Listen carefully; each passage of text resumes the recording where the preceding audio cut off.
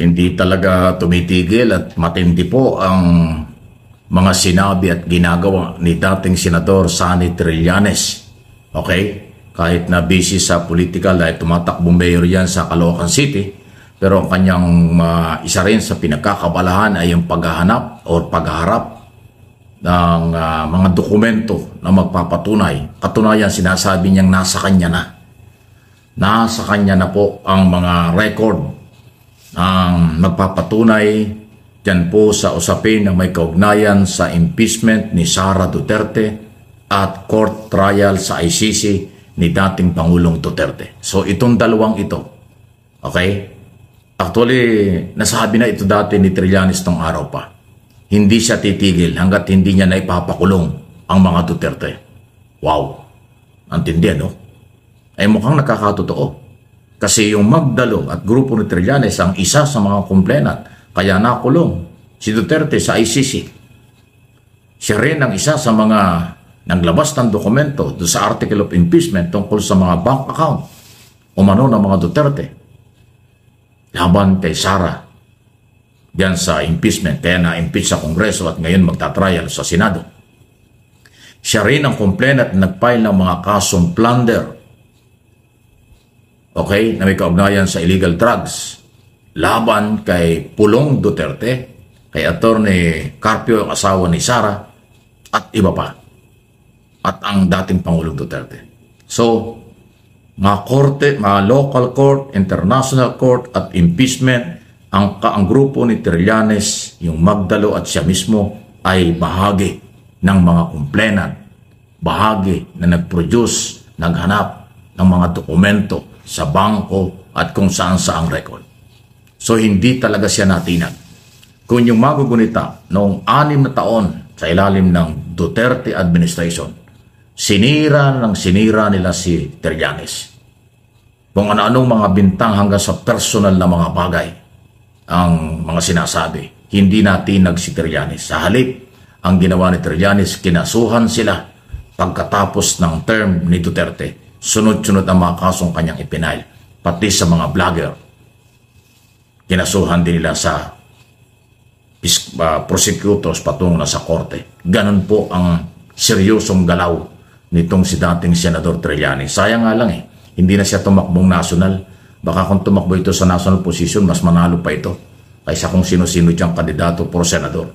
Pero mas pinili niya ang kanyang lugar dahil mahal niya palaga yung taga-Caloocan as mayor. At yun nga po talaga ang ginawa ni Senator Trillanes. Nako, talaga nga na mga pagkatapos ng termino ni Digong, wala pang 3 taon ay nandoon na siya sa loob ng kulungan ng ICC. So eto po yung video ni Senator Trillanes kung saan ipinangako niya ang nangyari na ito kay Digong. Pero sige, bring it on. Do your worst dahil hahabulin ko to si President Duterte. The moment mawala na siya sa poder ng kapangyarihan, ipapakulong kita, hahabulin kita. Sir, may bilin pa sa inyo si... Hanga yung tapang na ipinakita ni Senator De Lima. Dahil alam nyo, iba, hindi hinaharap yung mga ganyan. Ano? Kami, nung kami nakulong, talagang ginawa namin yung aming pagkakasala at kaya tanggap namin yung pagkakulong. Pero ito, si Senator De Lima, wala man siyang kasalanan, wala man ginawa. Ano? Pero talagang pinag-initan lang. Kumusta sir yung kwarto niya? Anong itsura? Hindi ko nakita yung kwarto niya mismo, pero doon kami doon sa adjacent na meeting room. So, ano naman, nakita natin may mga maganda naman yung security sa kanya. Hindi siya mapipiligro yung buhay niya dyan. May monitoring na 24/7. Hindi. Nasaan po yung usaha? Wala akong nakitang usaha doon. Sir, yung mga foam, tsaka yung cooler, galing po sa inyo, sir? Hindi. Binili nung staff niya na yun. Any request from Senator? Wala naman. Sinabi lang niya na, ayun nga, na she's in high spirits at hindi natitinag yung kanyang convictions na ipagpatuloy yung laban. So sabi ko, ina-assure ko naman sa kanya na lalong lumalakas yung voices of dissent. Na ito sana yung ayaw nilang mangyari, ano? Kaya nga nila ginawa itong illegal arrest na ito itong political persecution na ito para matakot yung mga kalaban ng administrasyon. Pero kabaliktaran yung nangyari kasi nararamdaman mo na mas marami ang nagbo-voice out ngayon, mas lumalabas yung galit at simpatsya. Sir, kayo daw ang susunod. Sa akin, plano nga nila ako unahin di ba? Pero sige, bring it on. Do your worst dahil hahabulin ko to si President Duterte. The moment mawala na siya sa poder ng kapangyarihan, ipapakulong kita, hahabulin kita. Sir, may bilin ba sa inyo si Senator De Lima? Mayroon bang request sa inyo na pinapagawa sa inyo? Wala naman. Yun nga, pinapahatid lang yung message na tuloy pa rin ang kanyang pakikipaglaban para sa kanyang mga advocacies at hindi nagtatapos ito sa kanyang pagkakakulong. Sir, for tonight, anong plano niyang gawin?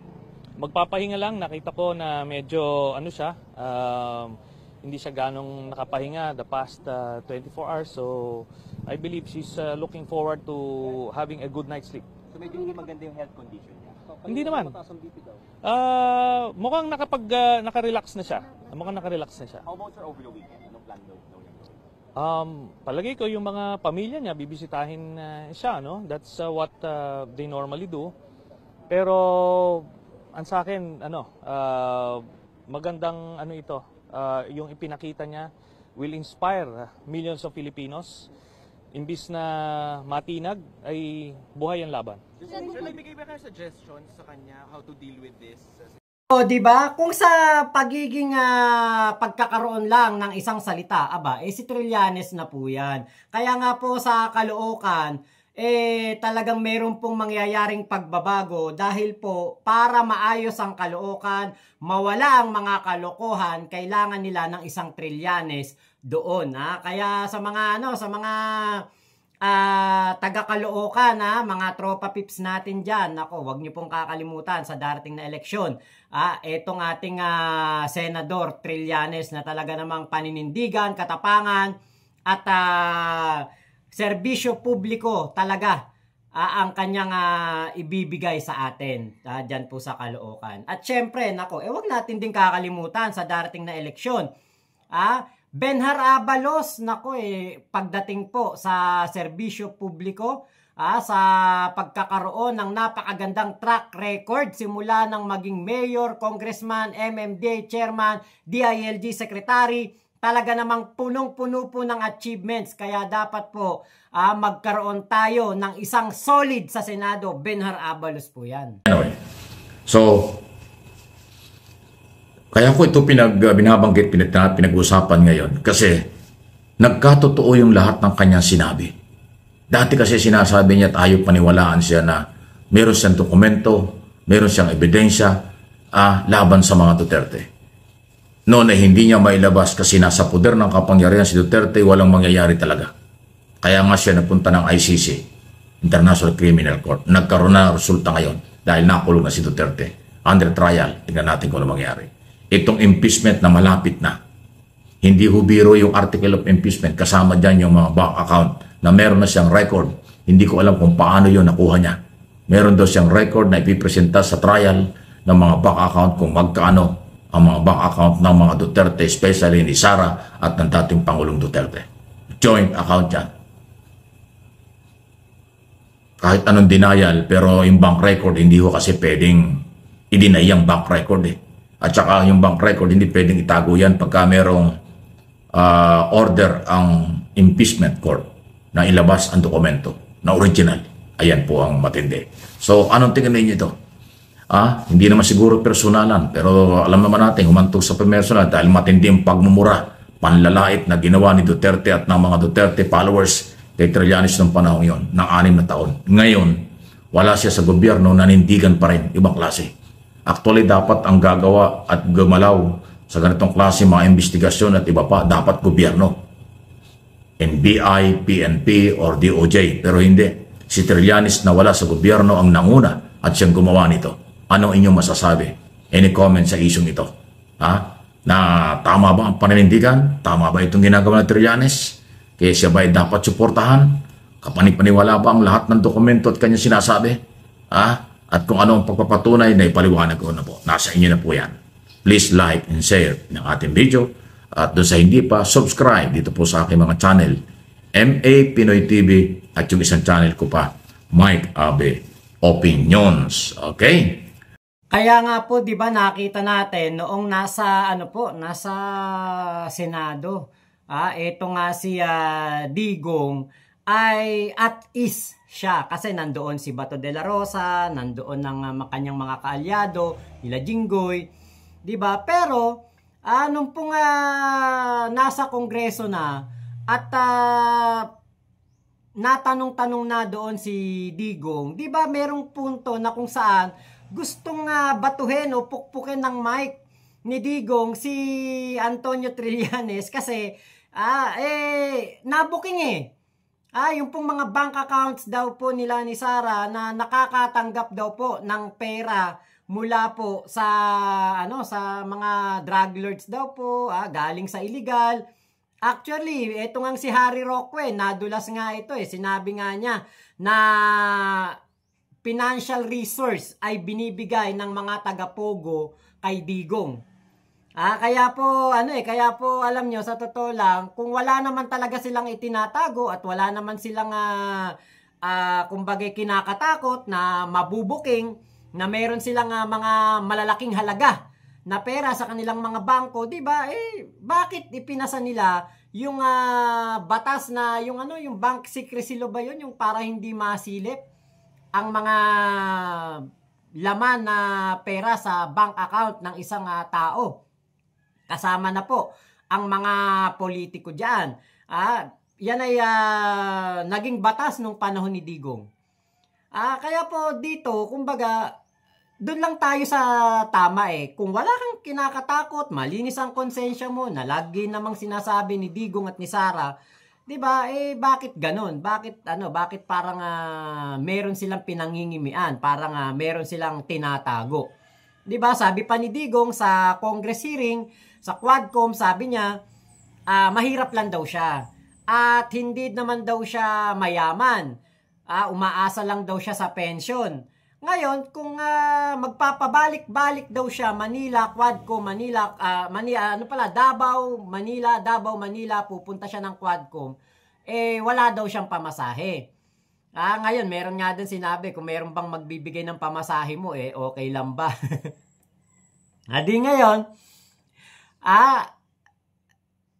sinabi ni Digong na simula daw nang siya magtrabaho, maging mayor, maging prosecutor, at kung ano-ano pang mga trabaho ginawa niya, tingin daw ba ng mga taga-Quadcom hindi siya makakaipon ng 5 billion pesos? Makakapag-accumulate ng 5 billion pesos. Tingin daw ba ng mga taga-Quadcom ay hindi siya magkakaroon ng ganun kalaking pera? At yun daw pong mga asawa niya ay mayayaman. Yung mga naging asawa daw po niya, may mga negosyo at mayayaman. So, yun yung kumbaga sinabi ni Digong na kinainis. Na naging dahilan na kumbaga kinwestiyon ni Trillanes. Ito yung video para maliwanagan po kayo. Probinsyano po ako, hindi naman ako mayaman. I am living on my retirement pay. Wala akong negosyo. Wala akong outside source except my retirement pay.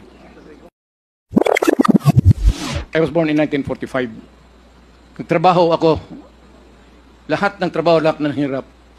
Hanggang bago ako nag-retire sa politics. Do you think I cannot accumulate even 5 billion? Sa negosyo ng asawa ko, pati ang sweldo ko, simple sir, may negosyo ang asawa ko, both the first and the second, puro mayaman yan sila. Thank you, Mr. President. Ano magnegosyo plus sweldo ko malaki. Do you think I cannot accumulate even 5 billion? Sasabihin ko lang, nung una wala daw pamasahe, pero ngayon mayaman daw. Lulo, mayayas.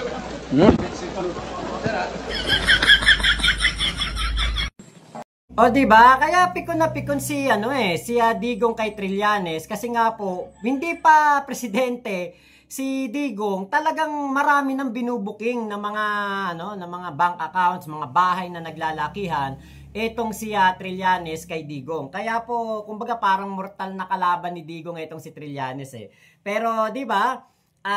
napatunayan ni Trillanes na rule of law talagang mangingibabaw at nagkatotoo yung kanyang sinabi na ipapakulong niya si Digong kapag natapos na ang termino nito. At ngayon nga po ay nasa ICC na si Digong, o di ba? So ngayon mabuti nga yan, patas. 'Di ba si Trillanes sa rule of law lang po talaga siya kumbaga pumanig. At may due process, 'di ba? 'Yun ang pinakamainam. Nabigyan pa ng due process si Digong na hindi po nabigay doon po sa mga naging biktima ng EJK dahil po sa kanyang napakadelikadong utos noong siya ang presidente na nagbunsod sa napakarami pong gurguran para makakota ang mga PNP noong kapanahunan niya. So abangan natin ang mga update dito sa issue na ito. Maraming salamat po sa video ng ating idol, Tropa Pips, Sir Mike Abe Opinions at MA Pinoy TV dito po sa YouTube. Thank you po sa inyong panonood. Maraming salamat. Bye-bye po, Mama Chup Chup. Love you. God bless us all, Pilipinas. God first. Ay, kung hanggang ngayon nanonood ka pa, nako, ibig sabihin yan, nagustuhan mo ang video na ito. Kung nagustuhan mo ang video na ito, sigurado ko magugustuhan mo din si Benhur Abalos. Benhur Abalos po, number 1 sa balota. Huwag niyo pong kakaligtaan, kailangan ng ating Pangulong Bongbong Marcos ng isang solid na senador sa Senado. Benhur Abalos po yan. Bye-bye po.